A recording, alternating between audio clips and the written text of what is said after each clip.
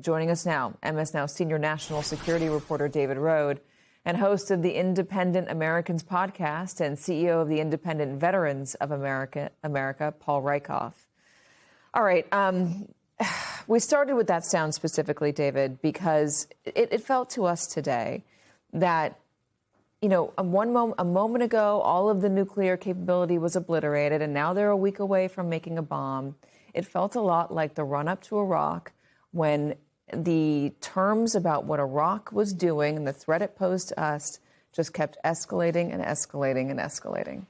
It is that same pattern, and that some of those statements are exaggerated in terms of that they're going to have an ICBM that can hit the United States. So that's the concern here. And yet we have these talks that are going on in Geneva. They just ended this afternoon. There's positive news reports coming out of this. You have the Iranian foreign minister and the foreign minister of Oman who've been pushing, saying there can be a deal here, saying they went very well.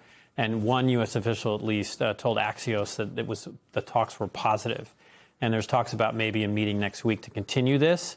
The cautionary note is that there were talks going on last year when the U.S. bombed Iran, and the U.S. could bomb again. And this year we have so much more military capability in the region. The buildup in the region, Paul, is as big as it has been since 2003. The one note that I would make, or since we were at war over there, the one note I would make is that we don't have the same troop buildup there any longer. So that is a one difference maker here if we were to actually go physically on the ground into Iran. But I'm so happy that we have you today on this, because you fought in Iraq. You went and sacrificed yourself, risked your life over a claim that was false, over lies. Yeah, it feels like deja vu all over again. And I think the part that's really important is the shifting rationale, the ratcheting of the fear, the lack of a coalition, and in this case, maybe most importantly, a lack of congressional approval.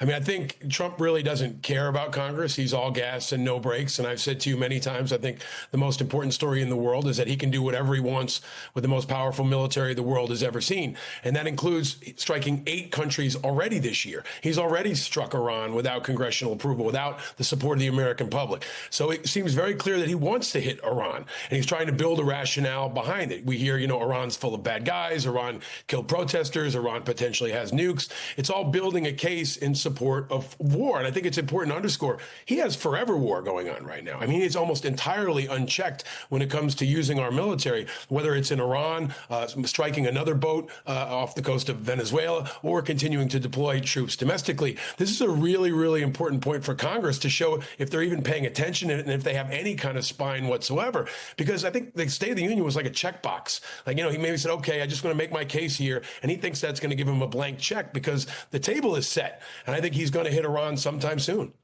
Yeah, the table's set. But again, the troops aren't there. And also another thing that General Kane reportedly warned him about, our allies are not in the best shape right now. Our relationship with our allies, it's not like Iraq in 2003 where we had a coalition of the willing that was supporting us in that endeavor, in that invasion.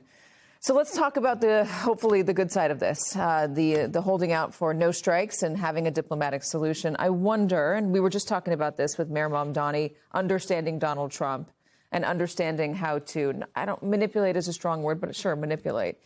I wonder, do the Iranians understand Donald Trump? Do they understand the fundamental desire he has to be better than the last guy? So would they be offering him something potentially better than they offered the last guy, better than what they offered President Obama, who's long been Trump's bogeyman? We don't know for sure, and he may carry out the strikes anyway. But, yeah, I would think the one scenario that would work would be a better deal than the JCPOA. That's the Obama deal that was negotiated and agreed to, and then when Trump was elected in 2016, he threw it out. So if he could outdo Barack Obama, if he could get a better deal somehow, lower enrichment levels, I'm just guessing here, than what Obama got, that would be a success.